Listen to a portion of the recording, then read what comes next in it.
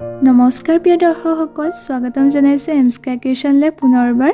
এই ভিডিঅ'টোত আপোনালোকক মানি প্লেণ্টৰ এটা চিম্পল ডেকৰেশ্যন কৰি দেখুৱাম। একচুৱেলি আমাৰ ঘৰত মানি প্লেণ্ট আছে আৰু মানি প্লেণ্টৰ ডালবিলাক খুব বেছিকৈ বাঢ়ি গৈছিলে আৰু সেই ডালবিলাক কাটি পেলাই মই ঘৰত এটা চিম্পল ডেকৰেশ্যন কৰিছিলোঁ আৰু সেইটোকে মই আপোনালোকক আজি দেখুৱাব বিচাৰিছোঁ। গতিকে চাওঁচোন আহক, আৰু ভিডিঅ'টো যদি চাই ভাল পায় প্লিজ লাইক এটা কৰিব। প্ৰথমতে মই এটা কাৰ্টুন লৈছোঁ এনেধৰণৰ, আৰু ইয়াৰ তলত মই কাগজ দি লৈছোঁ। এইবিলাক দেখিছে, এইবোৰ হৰলিক্সৰ বটল হয় খালী। ইয়াত মই দুটা হৰলিক্স বটল লৈছোঁ আৰু এয়া মই চ্যৱনপ্ৰাচ বটল লৈছোঁ।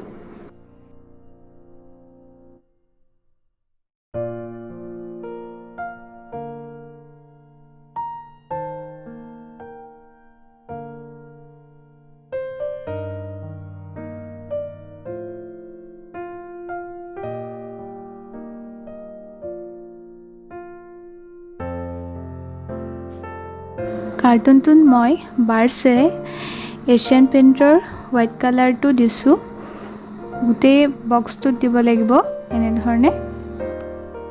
হোৱাইট কালাৰটো দি হৈ যোৱাৰ পাছত ৰ'দত অলপ সময় শুকাবলৈ দিব লাগিব। এতিয়া মই বক্সটোত ৰেড কালাৰে সৰু সৰু কিছুমান ফুল আঁকিছোঁ এনেধৰণে বাৰ্চেৰে।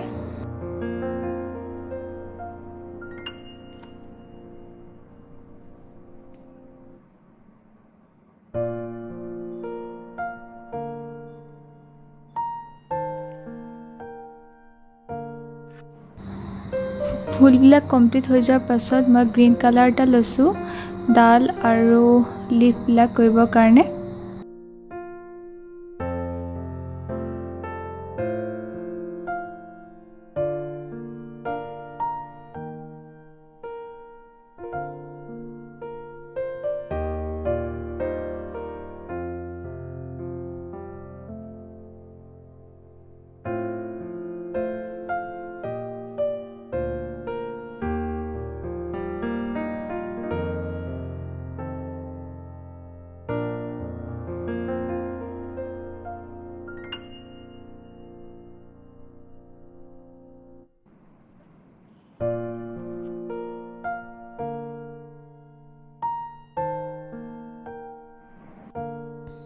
এতিয়া মই কাৰ্টুনটোৰ ভিতৰত হৰলিক্সৰ বটল দুটা কিনাৰত ৰাখিছোঁ। চ্যৱনপ্ৰাচৰ বটল এটা এনেধৰণে ৰাখিছোঁ আৰু আন এটা আনটো চাইডে ৰাখিছোঁ। আৰু এটা চ্যৱনপ্ৰাচৰ বটল লৈছোঁ যিটো মই উল্টাকৈ ইয়াত সোমোৱাই দিছোঁ। এতিয়া মই বটলবিলাকৰ ভিতৰত এটা এটাকৈ ডিছপ'জিবল গ্লাছ সোমোৱাই দিছোঁ এনেধৰণে।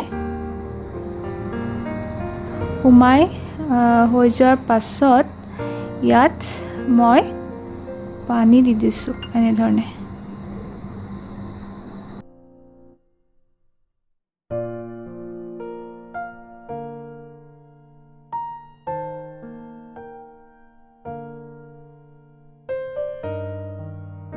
এয়া দেখিছে আমাৰ ঘৰৰ মানি প্লেণ্ট হয়।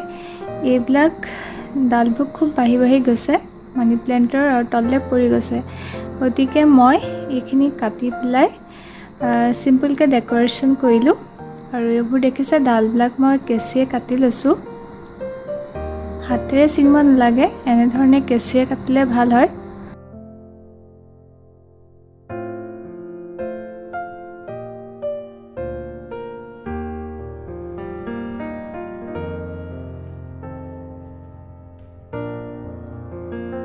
এতিয়া মই ডিছপ'জিবল গ্লাছবিলাকৰ ভিতৰত মানি প্লেণ্টবিলাক এনেধৰণে সোমোৱাই দিছোঁ।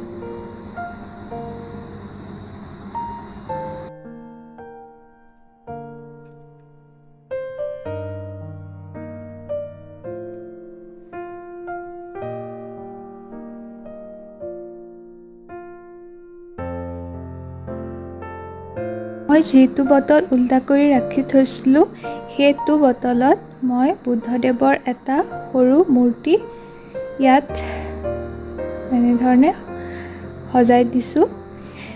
এনেধৰণে কৰিলে ভাল লাগে, চিম্পলকৈ হ'লেও। আপোনালোকে ঘৰত কৰি চাব ইচ্ছা কৰিলে, আৰু যদি মোৰ ভিডিঅ'টো চাই ভাল পাইছে তেনেহ'লে লাইক, শ্বেয়াৰ আৰু ছাবস্ক্ৰাইব কৰি ৰাখিব, যাতে নতুন নতুন ভিডিঅ'বিলাক পাই থাকে। চ' থেংক ইউ।